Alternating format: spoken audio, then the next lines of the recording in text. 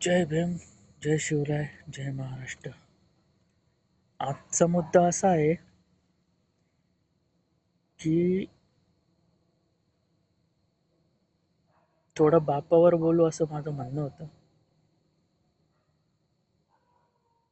बाप किती कठोर असला ना, आजकाल कसं आहे माहिती आहे का, मुलांना बाप कधी कळलाच नाही आहे. सगळ्यांना वाटतं बाप ओरडतो, बाप चिडतो, बाप आपल्याला रागवतो. पण बाप वरून जरी कठोर असला तरी आतून तो नारळासारखा आहे. म्हणजे नारळ कसं वरतून कडक असतं पण आतून किती सॉफ्ट असतं ना, तसे आपल्या बापाचं आहे. वरून जरी तो कडक असला पण आतून त्या पांढऱ्या खोबऱ्यासारखा तो एकदम पांढरा शुभ्र आणि मऊ असतो. अरे, आपला जेव्हा जन्म होतो ना, तर बाप एवढा खुश होतो ना, पण तो कधी दाखवत नाही. बापाची किंमत त्या मुलाला विचारा.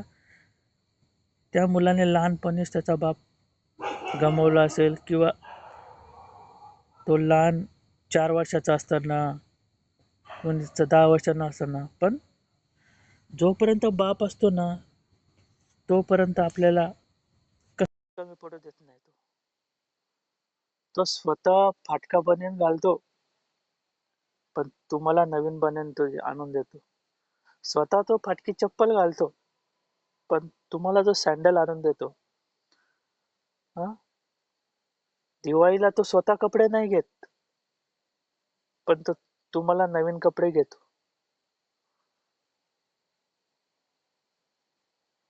आई आई तर सगळ्याच मुलांवर प्रेम करते, कारण आईनं 9 महिने पोटात वाढवलं असतं. पण 9 महिने तो डोक्यात घेऊन जो राहतो ना, तोच बाप असतो. रात्रंदिवस त्या आईची सेवा करतो, त्याच्या बायकोची सेवा करतो. का? तर त्याचा मुलगा मुलगी तिच्या पोटात असते. कारण त्याला कुठेतरी आशा असते की आज ना उद्या माझं पोरग, माझा मुलगा, मुलगी असेल, मुलगा असेल, ती या जगामध्ये येईल. त्याला कसलंच कमी नाही पडू देणार. तो दिवस रात्र मेहनत करतो. पण आजकालचं पिढी अशी झाली आहे की काही मुलं मोठे झाले, त्यांचे लग्न झालं की आई बापांना वृद्धाश्रमात पाठवतात किंवा घरातून हाकलून देतात. त्यांच्याशी कॉन्टॅक्टही करत नाही. आई जिवंत आहे का मेली आहे, बाप जिवंत आहे का मेलाय. तर अरे, ज्यांना बाप नाही, ज्यांना आई नाही ना, त्यांना विचारा रे, त्यांना त्यांची किंमत किती आहे. ज्यांना आहे त्यांना कदर नाही, ज्यांना नाही त्यांना विचारा बापाची किंमत किती आहे. हा, तर जोपर्यंत बाप आपल्या जिवंत आहे ना, एकदा मिठी मारा रे. गेल्यानंतर गेल्यानंतर काहीच फायदा नाही. तो फक्त भिंतीवर त्याचा फोटो लटकलेला असतो. पण कसं आहे, जोपर्यंत बाप जिवंत आहे तोपर्यंत त्या मुलाला तर बाप समजत नाही, आणि जेव्हा समजतो त्यावेळेला तो बाप राहत नाही. काय फायदा आहे? एवढं मोठं दुर्दैव कोणाच्याच नशिबात नको. ज्याच्या नशिबी बापाचं सुख नाही, तो ते रडतो त्या बापासाठी. ज्यांना बाप आहे ते बापाची किंमत करत नाही. म्हणून सांगतो मित्रांनो, बाप जिवंत आहे, त्याला इज्जत द्या. त्याला हवं नको ते बघा, कारण तुम्हाला जे हवं नको ते त्याने भरपूर काही दिलंय. त्याने स्वतःचे स्वप्न बाजूला ठेवून तुमचे स्वप्न पूर्ण केले. तो स्वतः शिकला नाही, पण त्याने विचार केला की मी शिकू शकलो नाही, तर माझा पोरगा शिकून मोठा डॉक्टर होईल, कलेक्टर होईल, पोलीस होईल. हं? त्याने दिवस रात्र मेहनत केली तुमच्यासाठी. त्याचे पुण्य म्हणून आज तुम्ही, कोणी डॉक्टर होतो, कोणी डॉक्टर होतं, कोणी गव्हर्नमेंट कोर्टामध्ये शिपाई होतं. कोणी IPS होतं, कोणी कलेक्टर होतं. पण जसा मुलगा मोठ्या हुद्द्यावर जातो, त्याला बापाची लाज वाटायला लागते. का? तर तो साधे सिंपल कपडे अरे बाप कसाही असला ना, त्याला त्याची लाज नाही वाटली पाहिजे. कारण आज तो तसा राहिलाय म्हणून आज तो अशा सूटबुटामध्ये तू या खुर्चीवर बसलाय. बापाची किंमत करायला शिका. जिवंत आहे तोपर्यंत एकदा मिठी मारून घ्या. मेल्यानंतर फक्त प्रेतालाच मिठी मारायची आहे.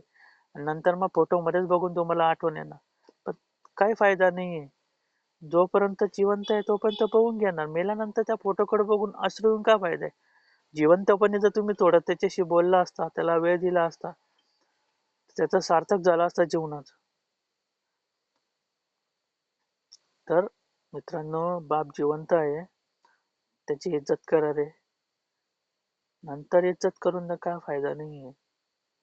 हां, बाकी यावर मी जास्त काही बोलू शकत नाही. वडील तर मलाही नाहीये. मी तर माझ्या वडिलांना बघितलंही नाहीये. कसे होते? मी 8 महिन्याचा असताना माझे वडील गेलेलेत.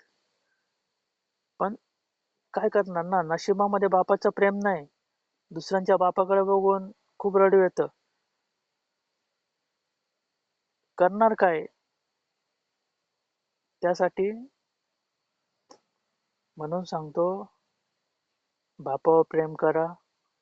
तुमचा बाप जिवंत आहे. तुमच्याकडे निदान आहे तरी त्याला एक मिठी मारा. त्याच्याशी 2 शब्द बोला. दिवसातून एकदा 1 तास बापाला द्या. बाकी काहीच म्हणणं नाहीये.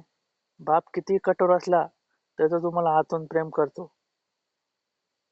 बापापेक्षा मोठा देव कुठं नाही. तुम्ही मंदिरात देव शोधण्यापेक्षा तुमच्या घरातच देव आहे ना.